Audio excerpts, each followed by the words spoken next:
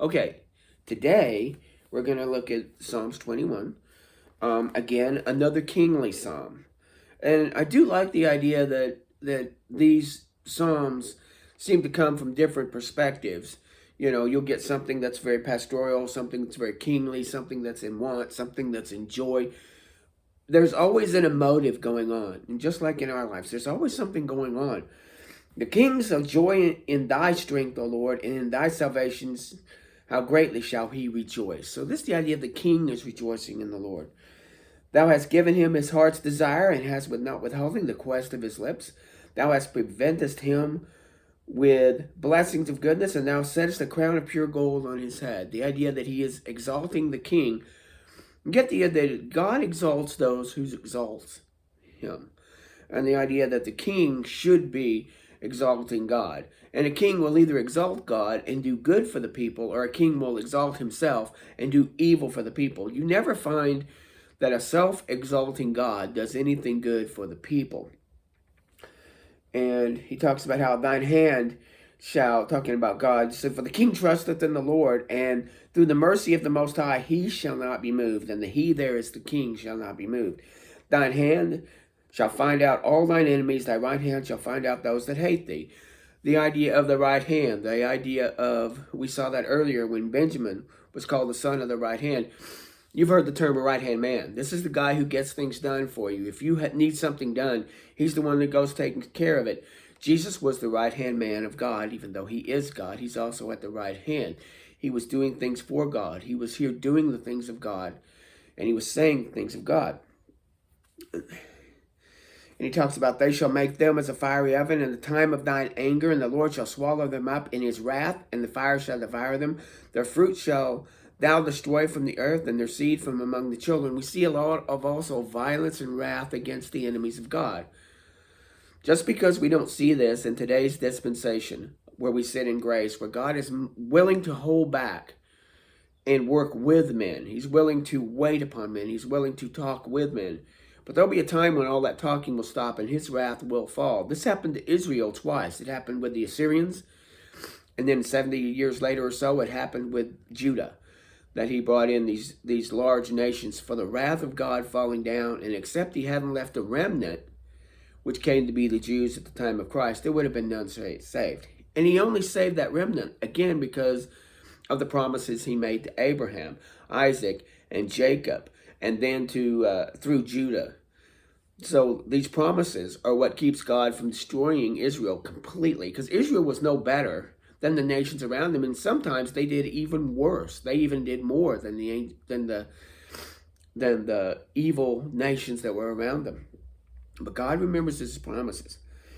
And it says in 13, be thou exalted in thine own strength, for we will sing and praise thy power. Again, the king is not seeing that I've done this of my own power, but this is in the power of God.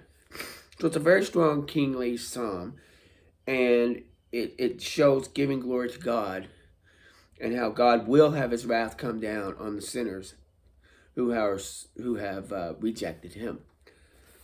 When we go back to the story of Joseph, and once again, a well-known story, yesterday we were talking about how that Joseph had gone into prison, and that he had met a butler and a baker, and they had had dreams, and he had interpreted these dreams. The butler, through his dream, was being told that he would be lifted back to his stature, to his station.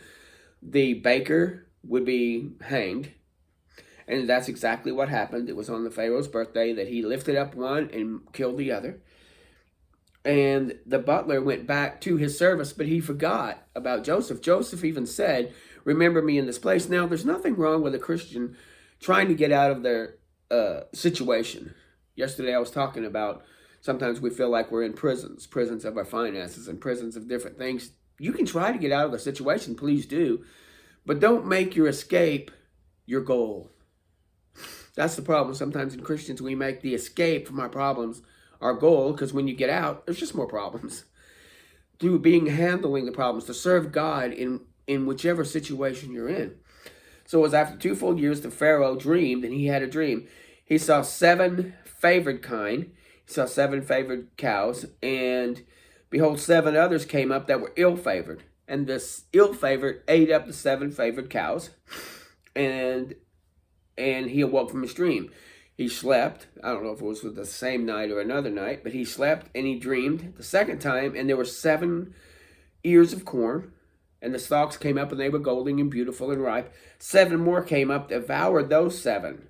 And Pharaoh awoke, and he had this dream. And he was very disturbed by these dreams. These dreams were powerful and emotive, and he wanted to know what was it about. So he asked his magicians, he asked, his priest, and none of them could interpret the dream.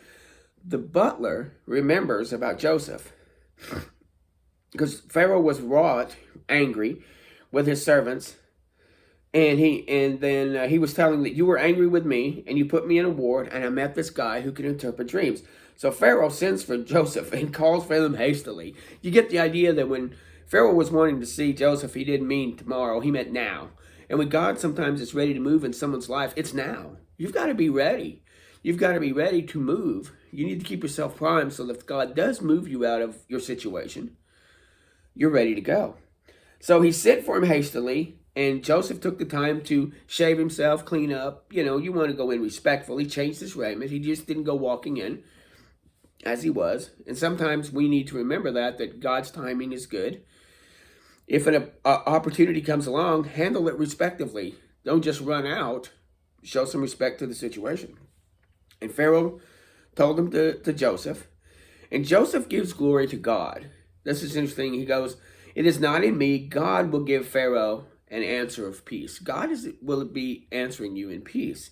So Pharaoh tells him the dream of the 7 cows, then the 7 bad cows. 7 good cows, 7 bad cows. Then 7 good coins, 7 bad coins. And of course, Joseph tells them the dreams are the same. That there's going to be 7 good years where everything's great. You're going to have abundance. But there's going to be 7 bad years of famine coming along. And the 7 bad years will be so bad they'll wipe out the goodness of the 7 good years. And the dream was told him twice because it's this thing established by God. Now, sometimes there's a scripture that's out of 2 or 3 witnesses, let everything be established. Usually that's a pretty good litmus test. One dream, one circumstance might not be from God. You have to analyze it. But if you're having 2 or 3 coming at you, then maybe you need to give it some extra thought. So God established this thing, and Pharaoh looked at him, and he goes, "Here's what I tell you to do, Pharaoh. Go find a guy that you trust, put him over your land, start saving extra of what you're getting, and appoint officers to take a 5th part of the land." So you're taking 20% of the increase and putting away. So for 7 years, you're taking 20% of everything you got and shoving it away for that rainy day. And so he had more than enough to get them and the nations around them through this 7-year cycle that was coming. And put this food up in stores so that when the famine comes, Egypt, that the land will not perish through the famine. And Pharaoh thought this was a good idea. And he says, "Can such as one we find better than this man? Can we find such a one as this, a man in whom the Spirit of God is? For insomuch as God has shown me these things, there is none so discreet and wise as thou art. Thou shalt be over my household and over all of my people, and you'll be second only to me." And he even gives him a wife, and through those wives he has 2 sons, Ephraim and Manasseh. But all of a sudden he goes from this to this. He goes from down to now you're ruling everything except under the Pharaoh. So he took off his ring, which was a signet ring that was a promissory note. He took it off so that now you can use this ring to get the goods you need. It's like giving him a checkbook or a credit card. And if you establish something and you put wax on it and seal it with this ring, it is done. So it gives him authority. So Joseph takes this authority and he becomes second in the land. And he changes his name, gives him a wife. Now Joseph was 30 years old. So we're looking at a timeline here. He's 30 years old when this happens. He had been in jail for 2 years. So that means he was 28 when he went in jail. He was sold into slavery sometimes after 17. He might have been 18 or so. We know he was 17 when he told them about the dreams. We don't know how long a period of time it was between the dreams and when they were selling them. So he could have been 18, 19. We're looking at about a decade. in which here he was, sold to Potiphar. He was in Potiphar's house, and then he's off to jail. So we get the idea that he wasn't in Potiphar's house just 2 to 3 months, and this was an ongoing thing. So again, looking at the timeline, it's interesting. He's a 30-year-old man. Now he's running the show, except for Pharaoh, and his goal is for the salvation, if you will, of Canaan and of Egypt and of the surrounding nations. So he's got a big job. So he starts saving up 1/5, 20%, of the plentiful years, and he brings them in. He gathers all the foods for the 7 years that are in Egypt and laid them in storage, the food that was in the field. And he gathered up corn as the sands of the sea, as much was left, numbering it was without number. There was no way to number how much corn he had sitting aside, waiting for this to happen. And he has 2 sons, Manasseh, for God hath made me forget all my toil and my father's house. He has Ephraim, for God has caused me to be fruitful. So, Manasseh means to forget my toil, and Ephraim means fruitful. So these names have something. And again, they're very messianic, because Jesus has come for us that we might forget our toil that we've done, and now that we might be fruitful. So again, each one of these names has a meaning, a messianic meaning, as we will see later on, in the character of Christ. So the 7 years of plenty had gone by, and now there were 7 years of dearth were coming. And Joseph had said, the dearth is on all the lands, but in the land of Egypt there is bread. And all the land of Egypt was famished, and the people cried to Pharaoh, go unto Joseph, and what he says do. And the famine was over all the face of the earth. The entire earth was now in famine. Joseph opened up the storehouses and sold. Now the interesting thing here, he didn't give it away. He wasn't a socialist. He didn't just say, here's free stuff. He sold it. He got money back for it. He was, he was it was part of the economic trade. So people had money, they had resources, they had houses, they had stuff. He wasn't stealing from them. It was an honest price. But here he was selling that, and he sold to the nations around them, and all the countries into Egypt came to buy corn, for the famine was sore. Now, some people would say, well, why is God allowing this famine to happen? Is this climate change or something like that? We get the idea that the earth, after the fall, goes through cycles. And this is just the way things go now.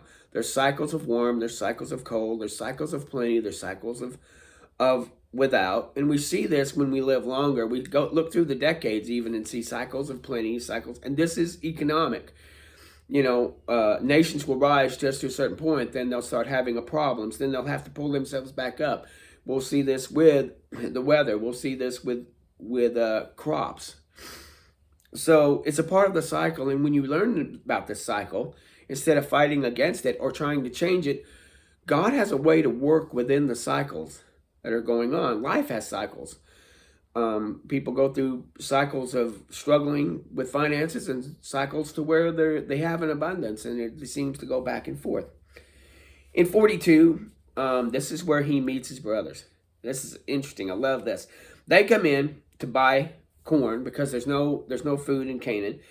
So Jacob sends the boys, except for Benjamin. He holds Benjamin back.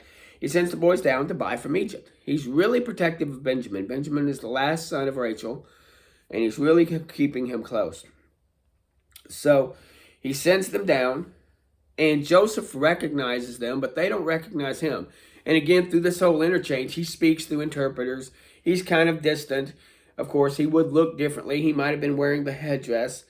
He's also probably really tanned from being down in that area. And of course, he may have put on weight. He may have had a beard. There's several things that would come up without him creating a costume. He recognizes his brothers, and he says that they're spies. He says, you're not here to buy from me, you're spies. They said, no, we're not spies. You're spies. You came to see the nakedness of the land. And they start telling that they're servants of 12 brethren, the sons of one man. Behold, the youngest is home, and one is not, one has died. And Joseph says, you're spies. So he puts them in jail for 3 days. And then after that, he comes and gets them out and says, this do and live, for I fear God. If you are true men, let one of your brethren be bound in this house, and go and take Take corn for the famine with you, but bring me your youngest brother. Bring me the youngest brother so I'll know that what you're telling me is true. Now, this is going to be a big problem with Jacob. You know, he's not going to want to let Benjamin go. So, Reuben was trying to explain to him that that would be a problem. But he says that's what he needs to do. And Joseph commands and fills their sacks with coin and puts their money in the front of the sacks, right up at the top. And so they go off their way. They get down the road. They stop to feed their animals, and they realize they still have their money in their sacks. Now they're going to be look like thieves. Now they are afraid. So they come back and they tell all this story to Jacob, and told him that we need to send that he wants us to bring Benjamin back. And look, we have our money. They're going to think we're thieves, and Jacob will have nothing of it. He doesn't want to. He says, I've been bereaved of my children. Joseph is not, and Simeon is not, because Simeon was the one that was put in jail. So they kept the second son. He didn't keep Reuben. He kept Simeon. And now they want to take Benjamin away. And Reuben tries to make a bold